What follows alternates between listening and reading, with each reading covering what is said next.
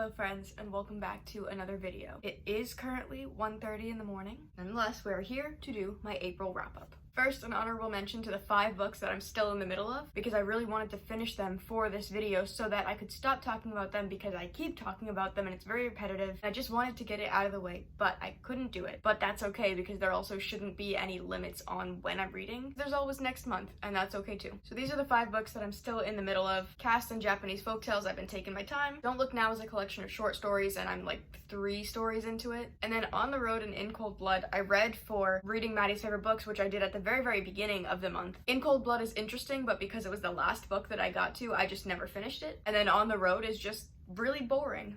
And I don't know how to say no to a book, so I'm forcing myself to read it, but it's taking me a while because I just simply do not care anymore. But with that being said, I did still read 13 books this month. Give me everything you've got, I'll take what I can get. So I've got some physical books here, and then I also read some books on my Kindle. I will say most of these are in videos. I did a lot of reading vlogs this month, so if you want to see the process of me reading them, it's documented somewhere, but now we're bringing it all together. So 13 books I read in April. The first one again was for that Maddie Healy video. It was Queer by William Burroughs. I honestly have not thought about this book since I read it. I was very confused the whole time. It is a sequel, and I don't know if that affected my reading experience because I didn't read the first book. I don't know if you need to, but I was very disconnected from the story. It was very straightforward and at times offensive, which you have to consider the context, but again, a little offensive. I think it just wasn't my type of book, and that's alright. And because I don't remember anything else about it, I have nothing more to say.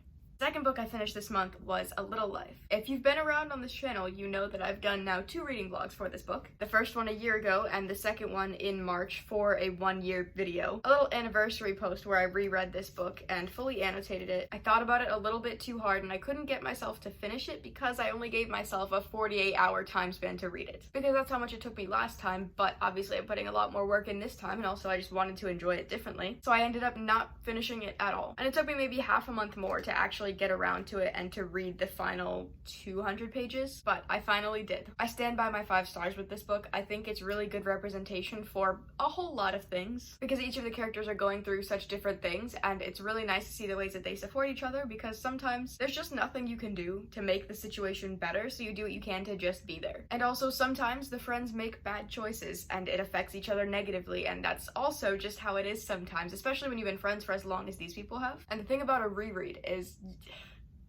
you notice all the good moments so much more, which makes it even worse to get to the ending. Because this is very much not a happy book. With this one and with all of them and with all books in general, check the content warnings, take care of yourselves, but this one is very hard to read. It's pretty graphic and it goes into a little bit of everything. And upon reread, you realize just how much it affects everything because you now notice all of the good times that they have that kind of, it's just a really big contrast between the good moments and the bad moments. And it really sucks to see everything going the way that it goes. I don't think this is an annotation style that I would want to continue, but in special cases it is fun to look at and fun to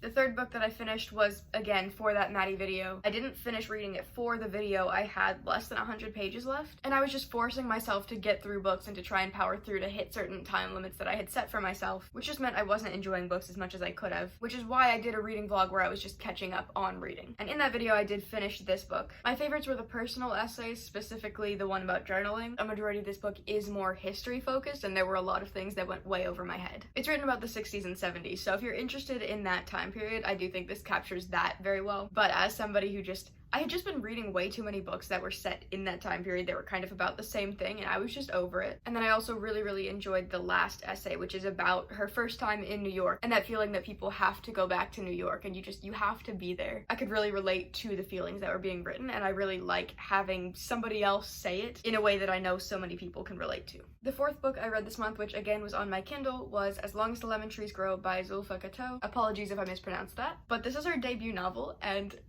I wish I had a physical copy of this book because the cover is so gorgeous, but for now this will have to do. And in my notes I wrote, "This story is so sad but so real, which is even more upsetting. It gave me full body chills. This is so hard to read, and I'm so appreciative of the author for writing this story because people need to know how bad things are in other places." When I talked about this book before, I said that it's the type of thing that people don't even think about, that you brush aside if you're not directly impacted by it. Which is how people act about a lot of problems that are in other countries, where if it's not immediately your problem, then you just ignore it because it's a hard thing to think about. And if we have the privilege to decide to not know about struggles that other people are going through, that's even more reason we should be educating ourselves, and we should be trying to understand the different things that people go through so that we can make it better for everybody. Which it is not anybody's responsibility to cause themselves harm in order to try and make the world better. If this book is hard to read, or if going all in and trying to educate yourself on other people's suffering, if that's too much for you, then that's okay as well. But we need to educate ourselves where we can, because that's the only way we can ever try and fix things. And I appreciate this book for presenting such a serious topic and something that people need to know more about, but in a way that is still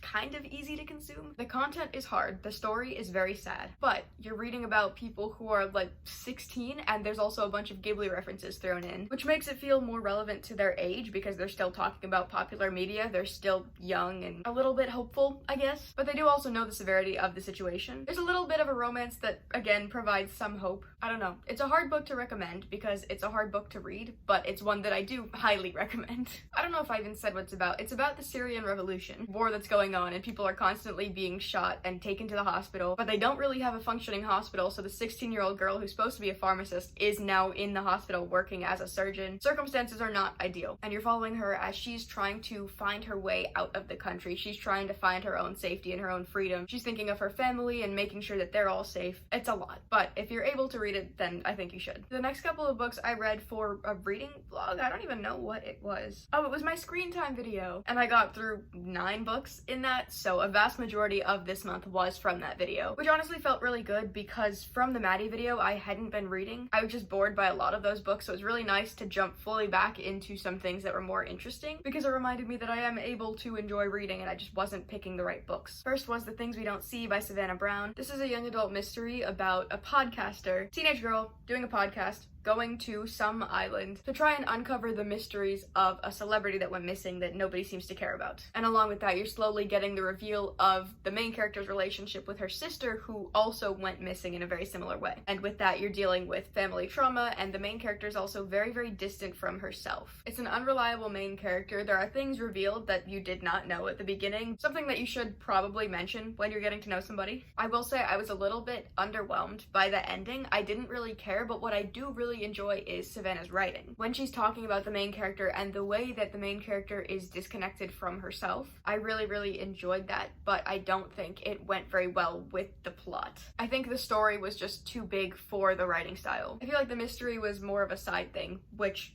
in a mystery it probably shouldn't be.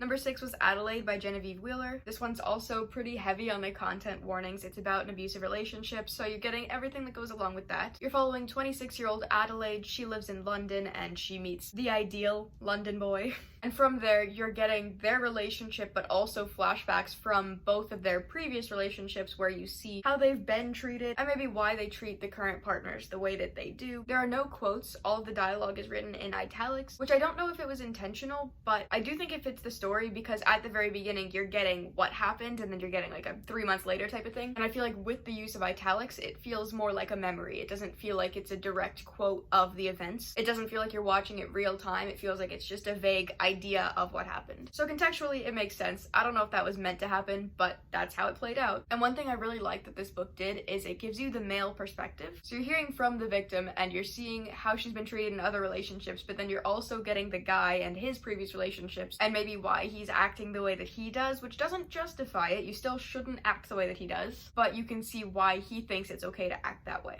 Number 7 was the third installment of Cheese Sweet Home. I have absolutely nothing to say about this. This is something that I kept on my physical TBR for whenever I wanted to read, but my brain couldn't wrap around words because you're really just watching this little cat go about life. It's just very sweet and wholesome, and I love it. And then something that came from Savannah's book is I entered a thriller era. My interest is fully into the horror realm of things because I knew that that book had potential, but it didn't give me the feeling that I wanted, so I went in search of it, which brings me to number 8, The Silent Patient. It's about a woman who kills her husband and then refuses to speak another word. So nobody knows why she did it. Nobody knows what happened. Nobody even knows for sure that she did it because she didn't give a confession. They just see the circumstances and they assume because things are not looking too great for her. And throughout this book, you're not following her perspective. You're following a therapist who comes in to try and figure out what happened. And throughout this book, you're following him, talking to her and trying to get her to talk. And you're also following his personal life. So in his relationship where he is going through some troubles and you're just bouncing between these two stories. stories. There are some plot holes. One big thing that came up was how he was searched and they took away his lighter. They said you can't bring this in here, and then once he got into the area, everybody was smoking somehow. Just little things like that where it doesn't really address how these things are happening because they shouldn't with the rules that were established earlier. I think the vibes were there. I did feel unsettled by the story, but only as long as you don't think too hard, because I did kind of guess what it was gonna be 30% through. Not exactly what happened,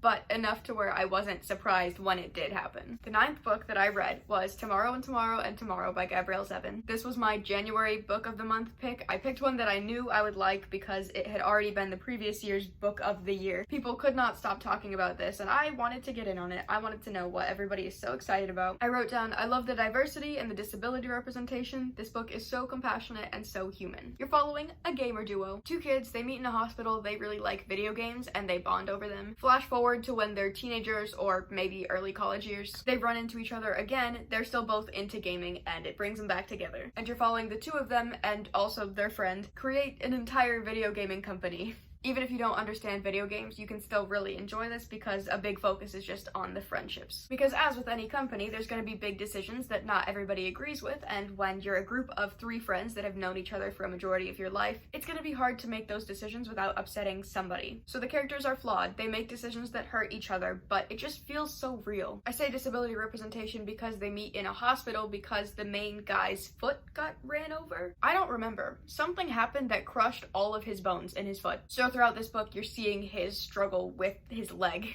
He has to make decisions about going through different procedures to try and make it better. I totally forgot to mention this book does go into his physical disability, but it also goes into mentally. The main lady is not doing her best. There are a couple periods of her life in this book where she has pretty severe depression. She cuts herself off completely from everybody. So you're just seeing all the different struggles that these different people are going through. And I just really like, again, the same as A Little Life, I love the support systems. I love the friends that are represented here. Sometimes you can't make the situation better, you just have to be there through it. I really enjoyed that throughout the book, it's alluding to their future. It's saying, oh, this thing is gonna happen in the company, but they don't know it yet. Because it makes you want to keep reading because you don't know it yet. You want to know, when is this gonna happen? Why is this gonna happen? When are they having a falling out? When are they getting back together and being the most successful they've ever been? You want to be there with them through it all. And by the end of it, I felt like I was reading a completely different story. I didn't even remember where we began because we were with them for so long. I said it in the reading vlog, I'll say it again. If you like A Little Life or Bandersnatch, I think you would like this book. Because it's got the friendships of A Little Life, and it's got the life story of A Little Life, but all the gaming aspects of Bandersnatch, and also the time period, and just generally the vibes. And recently, Kaylin had a birthday party, and we were all sitting around, and it's this group of people who don't necessarily know each other super well, and as soon as everybody came in, they sat down, and the first thing that they bonded over was, oh, what video games do you play? And I could not stop thinking of this book, and how special video games are to people, especially our age, people who just use video games as an escape. It is so special to see how it can bring people together. I don't know. Anytime I think of video games, I will be thinking about this book. Number 10 was The Marvels by Brian Selznick. The first 400 pages are pictures. You're following a theater family, generation after generation, and then after those 400 pages, you're jumping into this story about a kid who's learning about his family history, and it happens to be this generation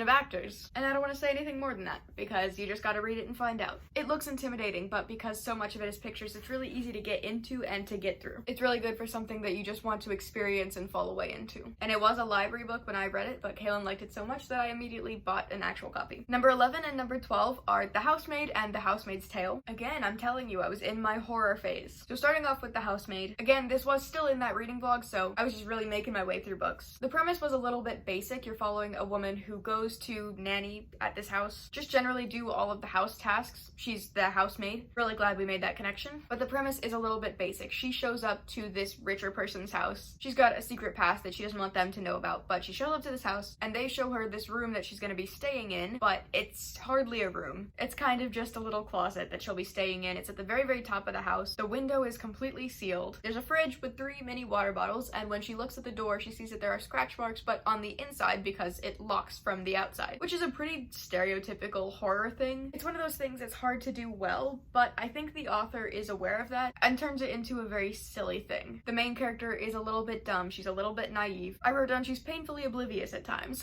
She's in this situation that is increasingly just looking worse and worse, and she still is in it and still justifying it and still pretending that it'll somehow work out, even though you as the reader know that this situation is going nowhere good. It's similar to Verity by Colleen Hoover, which recently I saw somebody saying, I think it was a Clockwork Reader, I saw them saying that Verity is like Rebecca, but that Verity was trying to do what Rebecca did, so maybe I should be comparing this book to that, but I haven't read that, so I don't know. But it's the same idea of a cheating husband who invites somebody into the house and then this evil wife, and you get the perspective of both the housemaid, the woman that's coming in, and then also the wife later. The second half of this book is genuinely really unsettling, and I did kind of guess, again, another reveal within the first 40% of the book, but I still had a really fun time reading it, enough to where I immediately bought the second one, The Housemaid's Secret, which came out 2 months ago. At first, I was a little bit skeptical going into it just because I feel like sequels are pretty hard to do with horror, just because you're following the same idea. If you're following the same characters, then you have to think, what can I say that hasn't already been said, but that doesn't stray too far from the original story? And I think the way that this author did that is just by completely going as silly as possible, which again doesn't impact the scary factor, which you think it would, but somehow the author knows how to not take it too seriously, but just enough to know that she is probably aware of all the cliches that are used. They're used just enough to where it feels intentional and it still feels like a good time. The only thing is the main character was just kind of insufferable. She just really was going all in, trying everything to make her life as hard as possible. She was not making it easy for herself, and I was not rooting for her because of it. But I think the ending made up for it because there were just so many twists and so many things that were going over each other, which again goes into not taking this book too seriously. It played into cliches 100%, and then it just went all in with the ending, where it's just this character did this thing, but secretly it was actually this one, and you thought it would be this person, but it's over here now. It was very all over the place, but it was really fun to watch how it all played out. But it's basically the same idea of this housemaid goes to work for a rich family and then there are secrets, whatever. I read it in one sitting, it was a good time. And then the last book that I read this month was Happy Place by Emily Henry. I did post an entire reading vlog for that on Wednesday if you want to go watch it. Genuinely, I really enjoyed this book. I've only read one other Emily Henry before, it was Book Lovers, and I was a little bit disappointed with that just because people talk about it as if it's enemies to lovers, and I didn't feel that even a little bit. But because I've heard nothing about this book, it's a very, very fresh release, I had higher hopes that I could form my own opinions and maybe like it for what it is instead of what people say it is. But I didn't even have to worry about that because from what I've seen other people saying, everybody's enjoying it. You're following this friend group, it's 6 people, 3 couples. They go to a vacation house every year, and this time, the main couple that you're following, Harriet and Wynne, have broken up, but they don't want their friends to know because they don't want to mess this whole thing up. They don't want to make anything awkward or make anybody feel bad. So they decide they're just gonna keep up this act. They're gonna pretend that they're together for the entirety of this trip. So you're just following them with this little fake dating inside joke because they're the only ones who know that it's fake dating. They don't want their friends to find out, so it's about how well do your friends know you? Will they be able to tell that you're not really with this person? And then on top of that, it is the second chance romance because they were engaged. They were together for 8 years and then they broke up. You don't know why. You're jumping between past and present timelines, but you are also seeing them reconnect in this present timeline. Her dialogue is just so fun, and especially with this group of characters who's known each other for so long, it feels scripted in the best way. How quickly these characters are able to jump off of what the last person said. It was really fun to watch characters who are able to just bounce off of each other like that. I don't need to talk about it too much because I did just do a whole reading vlog, but something I am so upset about in that video. I was talking for like 2 minutes about how this book feels like a Taylor Swift song, and how when I was looking for a playlist, I wanted to find Taylor Swift songs because I knew they would be there, but normally I skip them, but this time I wanted them to be there. I went to look up a playlist to listen to while I was reading it, and something that's really frustrating when you look up playlists is a lot of the time it's the same artists. If you're reading a queer story and you look up a playlist, you're probably gonna find something that has Cave Town in it. Any romance is most definitely gonna have Taylor Swift, Olivia Rodrigo, you know how it goes. If you're reading something a little bit more scary, somehow Arctic Monkeys will find its way there. But for once, I was actually looking forward to Taylor Swift songs being in this playlist. Nothing against Taylor Swift, I just personally don't ever listen to her, and sometimes when her songs come on playlists, I do skip them because they come up so frequently. But this time, when I went to the playlist, I knew that they would be there, and I wanted them to be there because this book feels like how some of her songs are. And that is a compliment. That is a good thing. And then while I was editing, I had finished recording at 7. I was trying to post it before midnight, so I had roughly 5 hours to get through the whole video, and to cut time, to make things easier for myself, I cut out that part of the video, and then I went onto Goodreads and I was reading people's reviews, and so many people said it feels like Taylor Swift songs. I was so upset that I had said it in the video, and then I took it out because now I see all these Goodreads reviews where people are saying the same thing, and I don't want to make it seem like I'm stealing that idea from them. I promise I said it, but it's nice to have that feeling validated and to know that I'm not the only one that did think that exact thought. I love that the story wraps around to being more than just a romance. It is mostly about the friendships that they have. I'm happy that I read it because normally I'm not really into getting new releases, but I got it on my Kindle, I read it before I saw what anybody else was saying, and now I can feel involved in the conversations because I actually know what they're talking about. Anyways, it is 2 a.m. I'm gonna go now. So if you like my face and you want to see more of it, you can subscribe to this channel or my main channel, riverbxnd, where I'm almost at 1,000 subscribers. It would mean a lot if you want to go look at it. But you can also find me on Instagram, Spotify, Goodreads, and Storygraph, which I will link in the description for you. If you made it this far, thank you so much for watching, and I will see you guys in another video. Bye.